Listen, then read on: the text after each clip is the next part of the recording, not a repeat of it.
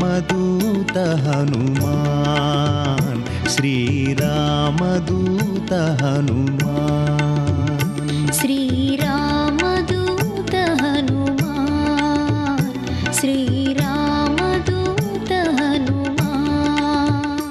భర్త పక్కన లేనప్పుడు ఏది చెయ్యకూడదో అందులో ఒక్క పని నేను ప్రయత్నపూర్వకంగా ఏదో చెయ్యకుండా ఉండడం కాదు. అసలు నా భర్త పక్కన లేడు కాబట్టి నా మనసే అంగీకరించలేదు, కించిత్ సుఖం నేను పడ్డది లేదు. భూమౌ చ శయ్యా నియమశ్చ ధర్మే పతివ్రతాత్వం విఫలం మమేదం.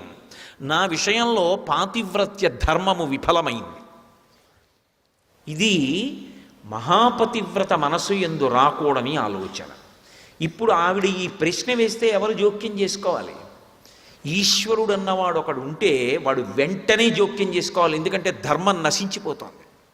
ఆవిడకి ఆ ప్రశ్న వచ్చి ఆవిడ ధర్మం తప్పిందనుకోండి, ఇక లోకానికి ధర్మం అన్నదానికి ఎక్కడ ఆదర్శం ఉంటుంది? ఇక ఈశ్వరుడు జోక్యం చేసుకుని ఒక సన్నివేశాన్ని సృష్టించాలి.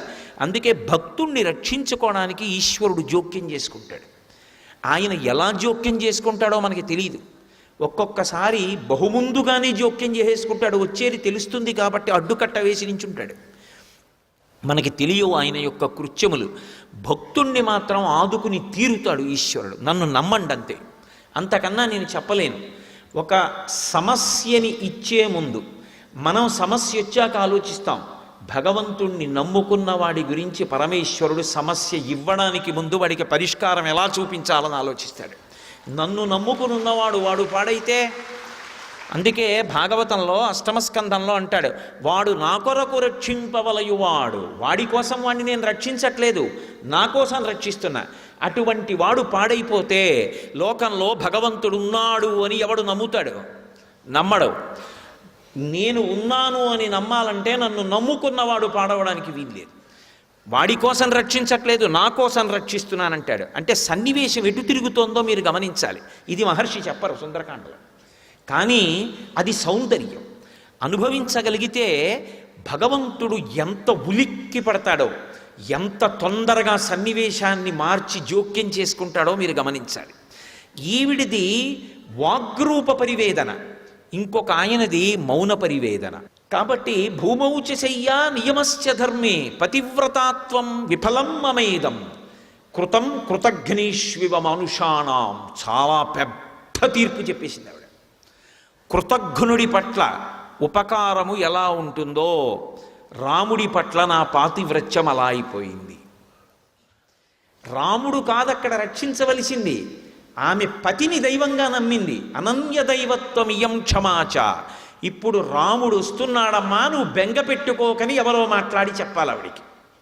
ఎవరో మాట్లాడాలి. ఎవరు మాట్లాడాలి? అక్కడ అలా మాట్లాడడానికి ఒక్కడే ఉన్నాడు. ఆ ఒక్కడు మాట్లాడడానికి అవకాశం కల్పించాలి, సన్నివేశం తిరిగిపోవాలి. ఇప్పుడు జోక్యం చేసుకుంటున్నవాడు ఎవరంటే కంటికి కనపడకుండా పరమేశ్వరుడు జోక్యం చేసుకోవాలి. అది సుందరకాండ. ఆ తల్లి ఇన్నాళ్ళు అనలేదు ఈ మాట, ఇప్పుడు అంటోంది. ఎందుకు అనాలి అంటే ఒకటి మౌన పరివేదన ఒకటి ఉంది. ఏమిటా పరివేదన?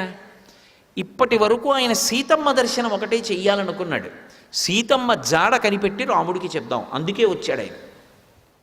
కానీ ఇప్పుడు ఆయన గుండెలు అవిసిపోయి ఆవిడ కష్టం చూసి, అమ్మో ఏదో లంకలో ఉందనుకున్నాను నా తల్లి. ఇప్పుడు ఆయన మనసు ఏమైపోయిందంటే రాముణ్ణి నింద చేశాడు ఆయన. రాముడి కన్నా దైవం లేడు ఆయనకి.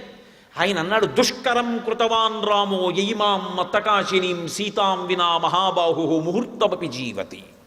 ఇంత గొప్ప ఇల్లాలా, ఇటువంటి పాతివ్రత్యమా? 3 లోకముల ఐశ్వర్యం తక్కెట్లో ఒకెత్తు, అది ఈవిడలో 16వ వంతుకు సరిపోదా? ఇంత ప్రేమైకమూర్తి, ఇంత ధర్మనిష్ట కలిగినటువంటి ఇల్లాలు ఇన్ని కష్టాల్లో ఉంటే అసలు నిద్రలా పోయాడు, అంత ప్రశాంతంగా ఎలా ఉండగలుగుతున్నాడు? మంత్రాంగం చేసి వాలిని చంపి సుగ్రీవుణ్ణి రక్షించి పట్టాభిషేకం చేసి వానాకాలం వెళ్ళిపోయిన తర్వాత వెతుకుతానంటే గొలవ పడుకుని ఎలా ఉండగలిగాడు? అసలు వెర్రెక్కిపోవద్దు ఇటువంటి ఇల్లాలు. ఆవిడ చుట్టూ ఇంతమంది రాక్షస స్త్రీలా, రావణుడు ఆవిడ్ని ఇలా మాట్లాడడమా? ఏడ్చి ఏడ్చి పవిట కొంగు తడిసిపోవడమా? ఇప్పుడు ఇవన్నీ చూసిన తరువాత సహృదయుడైతే ఏం ఆలోచిస్తాడు? అమ్మో నేను వెళ్ళిపోవడం కాదు, అసలు ఆయన ఏం పట్టుకొచ్చాడో మర్చిపోయాడు. ఇప్పుడు ఏం పట్టుకొచ్చాడు ఆయన? ఉంగరం ఒకటి పట్టుకొచ్చాడు రాముడి దగ్గర నుంచి. ఇది నేను మీతో మనవి చేసింది. సమస్యనిచ్చే ముందు పరిష్కారం ఈశ్వరుడు ఆలోచిస్తాడని. అన్ని కోట్ల మంది ఎడుతుంటే హనుమయ్య దర్శనం చేస్తారని రాముడు ఎలా అనుకున్నాడు? బుద్ధికి ఈశ్వర ప్రచోదనం అని చెప్తేనే రామకథ బాహ్యంలో అందం. ప్రారంభంలోనే నారదుడు వచ్చినప్పుడు ఆయన అడిగింది 16 గుణములు కలిగిన నరుడు ఎవరని అడిగారు. కోన్వస్మిన్ సంప్రదంలోకే గుణవాన్ కశ్చ వీర్యవాన్ ధర్మజ్ఞశ్చ కృతజ్ఞశ్చ సత్యవాక్యో దృఢవ్రత చారిత్రేణ చ కోయుక్త సర్వభూతేషు కోహిత విద్వాన్ కః కస్సమర్థశ్చ కశ్చైక ప్రియదర్శన ఆత్మవాన్ కో జితక్రోధో ద్వితిమాన్ కో ననసూయక కస్య బిభ్యతి దేవాశ్చ జాతరోషస్య సంయుగే అని అడిగారు. కాబట్టి ఇప్పుడు 16 గుణములు పరిపూర్ణముగా కలిగినటువంటి నరుడు రాముడైతే ఆయనకి బుద్ధిని ప్రచోదనం చేసిన వాడు ఈశ్వరుడని చెప్తేనే సీతారాముల కథ మధురాతి మధురం అవుతుంది. సర్వం శ్రీ ఉమామహేశ్వర పరబ్రహ్మార్పణమస్తు. స్వస్తి.